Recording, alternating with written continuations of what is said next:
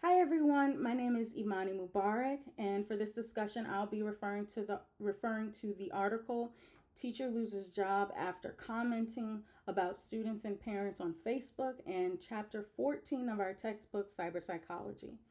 The story covers a Massachusetts high school teacher who lost her job after she posted some negative comments about her students and their parents on Facebook. She called her students germ bags and she called the parents snobby and arrogant. She did think that her posts were private, but somehow some parents did end up seeing them and they did report it to her school.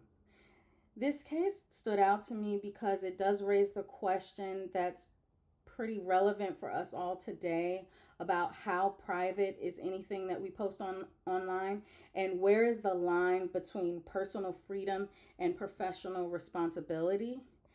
And at first I did feel bad for her.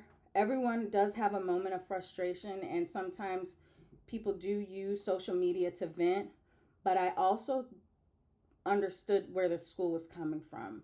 They took it seriously because the teacher does represent the school, even outside of the classroom. When you work in education, parents are trusting you with their children. So even jokingly calling them names damages that trust.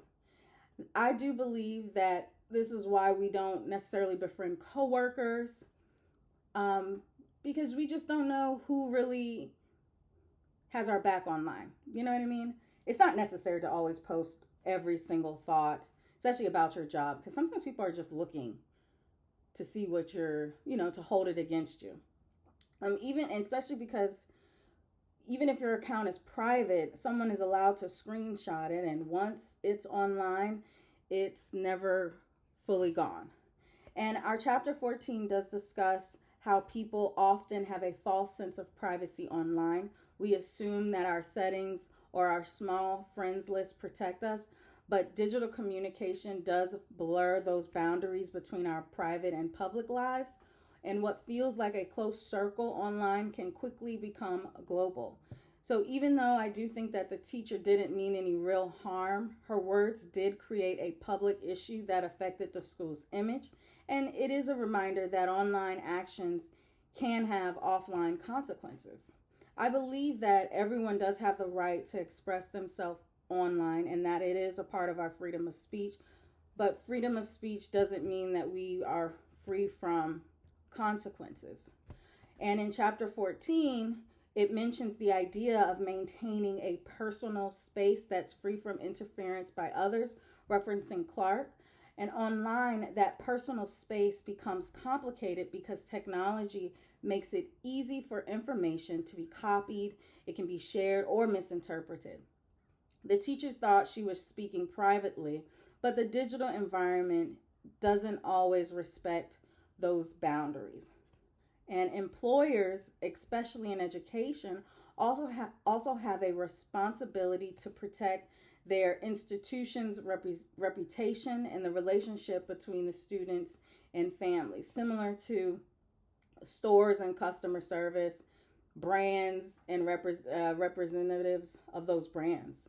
So while I do think she had the right to post, I also think that the employer had the right to ask for her resignation once it reflected poorly on the school. This story makes me think about how social media creates what's called a context collapse, where our personal, professional, and public audience all blend together. Something meant Something that's meant for a few friends can suddenly be visible to hundreds or even thousands, which is why having digital awareness is very important. I think this reminded me to think before I post, especially if I'm emotional or frustrated, that some things are just better said offline or to a close personal friend. Because even if something feels private, it can still affect how people see you in real life. The teacher said that she does hope that her experience serves as a lesson to others, and I agree. It is a powerful reminder that what we share online becomes part of our digital identity. And as we've learned in our textbook, Cyber Psychology, managing that identity carefully is a major part of being a responsible digital citizen. Thank you.